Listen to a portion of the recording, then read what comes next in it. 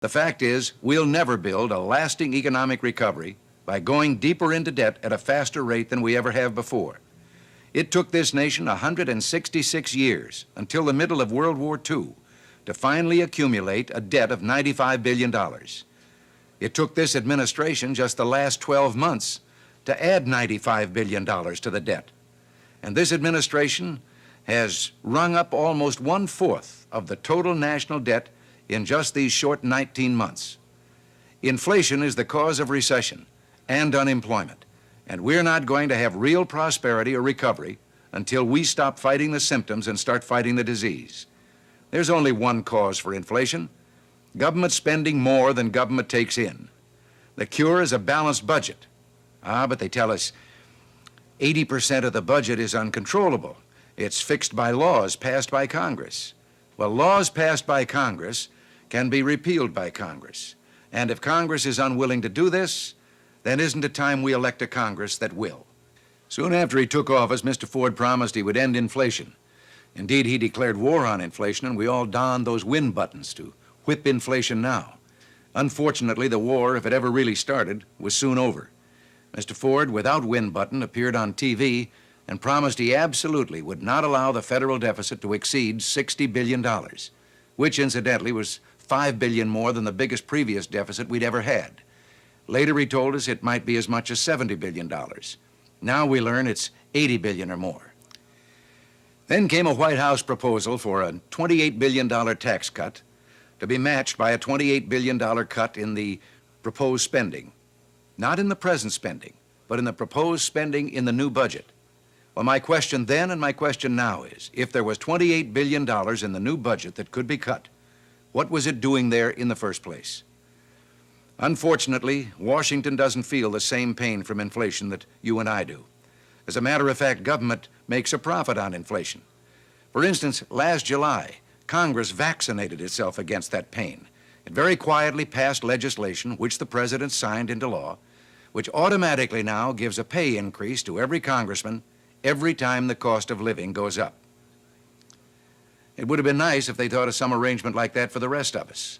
They could, for example, correct a great unfairness that now exists in our tax system. Today, when you get a cost of living pay raise, one that just keeps you even with purchasing power, it often moves you up into a higher tax bracket.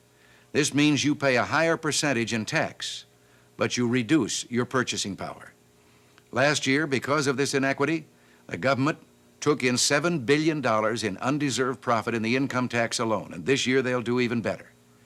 Now, isn't it time that Congress looked after your welfare as well as its own?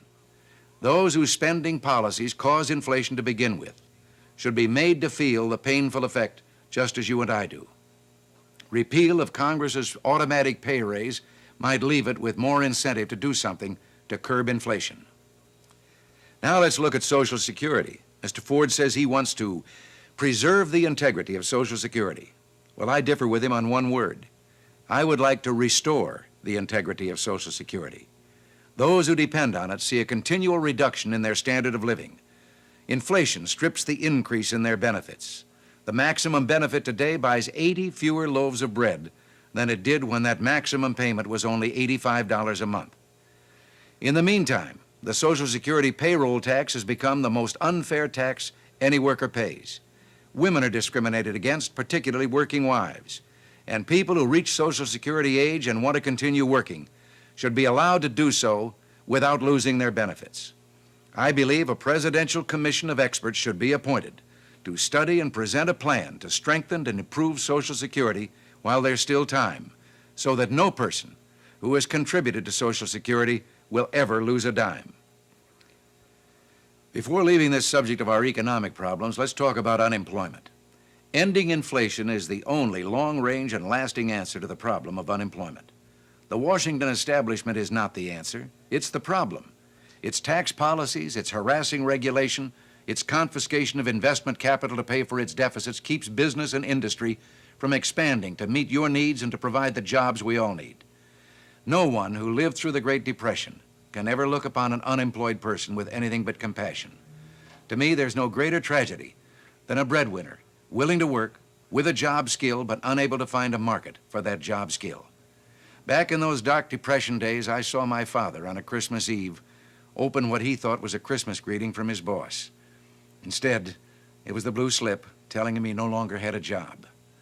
The memory of him sitting there, holding that slip of paper, and then saying in a half whisper, "That's quite a Christmas present," will stay with me as long as I live.